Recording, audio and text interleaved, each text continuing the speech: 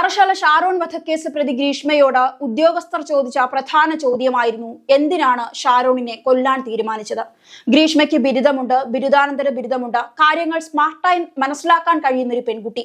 കൊലപാതകം ചെയ്താൽ എന്നെങ്കിലും പിടിക്കപ്പെടുമെന്നും ശിക്ഷിക്കപ്പെടുമെന്നും ഗ്രീഷ്മയ്ക്കറിയാം. എന്നിട്ടും എന്തിന് കൊല ചെയ്തു എന്നാണ് ഉദ്യോഗസ്ഥൻ ചോദിച്ചത്. എന്നാൽ ചിരിച്ചുകൊണ്ട് യാതൊരു കൂസലുമില്ലാതെ ഗ്രീഷ്മ അതിനു പറഞ്ഞ മറുപടി ഇങ്ങനെയാണ്: ഷാരോണിനൊപ്പം ജീവിക്കാൻ എനിക്കൊരാഗ്രഹവുമില്ല. ഒഴിവാകാൻ പറഞ്ഞിട്ട് ഷാരോൺ പോകുന്നുമില്ല. പിന്നെ കൊല്ലുകയല്ലാതെ മാർഗമില്ല. ശിക്ഷ കിട്ടുമെന്ന് എനിക്ക് വ്യക്തമായി അറിയാം. കൂടിപ്പോയാൽ ഒരു ജീവപര്യന്തം, അതായത് 14 വർഷം. അപ്പോൾ 38 വയസ്സൊക്കെ ആകുമ്പോൾ എനിക്ക് ജയിലിൽ നിന്നിറങ്ങാം. ഞാൻ അത് കഴിഞ്ഞ് ജീവിച്ചോളാം. ഈ മറുപടി കേട്ട ഉദ്യോഗസ്ഥർക്ക് മറുപടി ഇല്ലാതായി. ഗ്രീഷ്മയുടെ അതിബുദ്ധിയിൽ കരുതിയതുപോലെ ഇനി 38-ാം വയസ്സിലല്ല, ഇതോടെ ഗ്രീഷ്മയുടെ ജീവിതം തീർന്നു എന്ന് ഗ്രീഷ്മ മനസ്സിലാക്കി കഴിഞ്ഞു. കോടതി ഗ്രീഷ്മയ്ക്ക് വിധിച്ചത് തൂക്കുകയറാണ്. നെയ്യാറ്റിൻകര അഡീഷണൽ സെഷൻസ് കോടതിയിലാണ് ശിക്ഷ വിധിച്ചത്. കാമുകൻ ഷാരോണിന് കഷായത്തിൽ കളനാശിനി കലർത്തി കൊലപ്പെടുത്തിയെന്നാണ് കേസ്.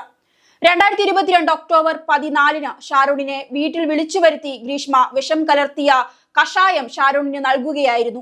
ഇത് ഇന്ന് രാവിലെ മുതൽ കോടതിയുടെ വിധി വധശിക്ഷയായിരിക്കട്ടെ എന്ന് പ്രാർത്ഥിച്ച മനസ്സുകളുണ്ട്. അത്രത്തോളം കളങ്കപ്പെട്ടൊരു കൊലപാതകം. ഒക്ടോബർ 25 ചികിത്സയിലിരിക്കെ ഷാരോണിന്റെ മരണം സംഭവിക്കുന്നു. കേസിലെ 1-ാം പ്രതി ഗ്രീഷ്മയെയും 3-ാം പ്രതി അമ്മാവൻ നിർമ്മലകുമാറിനെയുമാണ് കോടതി കുറ്റക്കാരെന്ന് കണ്ടെത്തിയത്. 2-ാം പ്രതി അമ്മ സിന്ധുവിനെ കോടതി വെറുതെ വിട്ടിരുന്നു. പക്ഷേ മകളുടെ മരണം കാണുന്ന സിന്ധുവിന് ഇത് ഒരിക്കലും ഒരു വെറുതെ വിടലല്ല.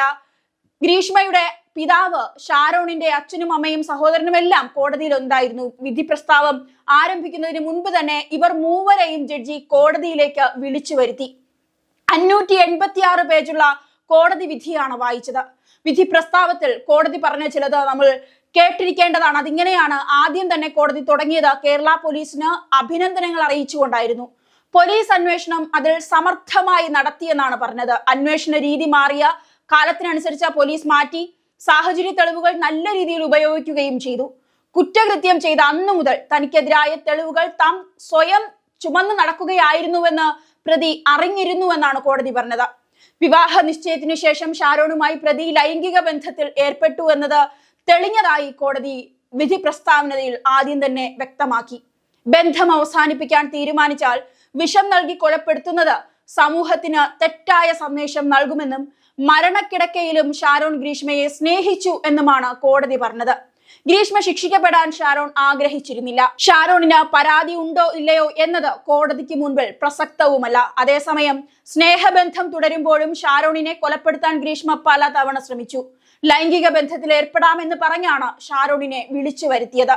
ജ്യൂസിൽ എന്തോ പ്രശ്നങ്ങൾ ഉണ്ടെന്ന് ഷാരോണിന് ബോധ്യമുണ്ടായിരുന്നു. അതുകൊണ്ട് തന്നെയാണ് ഷാരോൺ ഒരു വീഡിയോ ചിത്രീകരിച്ചത് എന്നുള്ളതാണ് കോടതി ചൂണ്ടിക്കാണിച്ചത്. വളരെ ബ്രില്യന്റ് ക്രൈം എന്നാണ് കോടതി പറഞ്ഞത്. 11 ദിവസം ഒരു തുള്ളി വെള്ളം ഇറക്കാനാകാതെ ഷാരോൺ ആശുപത്രിയിൽ കിടന്നു. വിശ്വാസവഞ്ചനയാണ് ഗ്രീഷ്മ നടത്തിയത്. ഗ്രീഷ്മയെ വാവ എന്നായിരുന്നു ഷാരോൺ വിളിച്ചത്. അത്രത്തോളം സ്നേഹമുള്ള ഷാരോൺ പ്രകോപനം ഒന്നുമില്ലാതെ തന്നെയാണ് കൊലപാതകം നടത്തിയത്.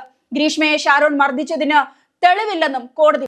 കുറ്റകൃത്യം ചെയ്തിട്ടും അവസാനം വരെ പിടിച്ചു നിൽക്കാൻ ശ്രമിച്ച ഗ്രീഷ്മയുടെ കൗശലം വിജയിച്ചില്ല. ഒക്ടോബർ 14 ഗ്രീഷ്മ വീട്ടിലേക്ക് വിളിച്ചപ്പോൾ കൊലപ്പെടുത്താനാണ് വിളിക്കുന്നത് എന്ന് ഷാരോണിന് ഒട്ടും അറിവില്ലായുമിരുന്നു. സ്നേഹിക്കുന്ന ഒരാളെയും വിശ്വസിക്കാൻ കൊള്ളില്ല എന്ന സന്ദേശമാണ് ഈ കേസ് ഗ്രീഷ്മയിലൂടെ നൽകിയത്. പ്രതിയുടെ പ്രായം കോടതിക്ക് കണക്കിലെടുക്കാനാകില്ല എന്നാണ് കോടതി പറഞ്ഞത്. എനിക്ക് പ്രതിയെ മാത്രം കണ്ടാൽ പോരാ, മറ്റു കുറ്റകൃത്യത്തിൽ നേരത്തെ ഉൾപ്പെട്ടിട്ടില്ല എന്ന വാദവും കണക്കിലെടുക്കാൻ കഴിയില്ല. ഗ്രീഷ്മ നേരത്തെ ഒരു വധശ്രമം നടത്തിയതായും കോടതി പറഞ്ഞു. ഗ്രീഷ്മ വീണ്ടും കുറ്റകൃത്യം ചെയ്തുകൊണ്ടേയിരുന്നു എന്നുള്ളതാണ് കോടതി കണ്ടെത്തിയത്. സത്യത്തിൽ കേരളം ആഗ്രഹിച്ചിരുന്ന ഷാരോണിന്റെ കുടുംബത്തോടൊപ്പം ഓരോ വ്യക്തിയും അലമുറയിട്ട് ആവശ്യപ്പെട്ട ഒരു നീതിയാണ് ഇന്ന് നടപ്പിലാക്കിയിരിക്കുന്നത് എന്ന് വേണം പറയാൻ. ഗ്രീഷ്മയ്ക്ക് തൂക്കുകയർ വിധിച്ച കോടതിക്ക് ഒരു ബിഗ് സല്യൂട്ട് തന്നെ നൽകുകയാണ് കേരളം ഒന്നടങ്കം നിന്നുകൊണ്ട്. പ്രത്യേകിച്ച് ഈ കേസിന്റെ ആദ്യ ദിവസം മുതൽ നമ്മുടെ ഷാരോൺ മരണക്കിടക്കയിൽ കിടക്കുന്ന സമയം മുതൽ അറിയാവുന്ന അല്ലെങ്കിൽ വ്യക്തമായി ഈ കുടുംബവുമായി വളരെ സ്നേഹബന്ധം പുലർത്തിയ വ്യക്തിയാണ് ഞാനും.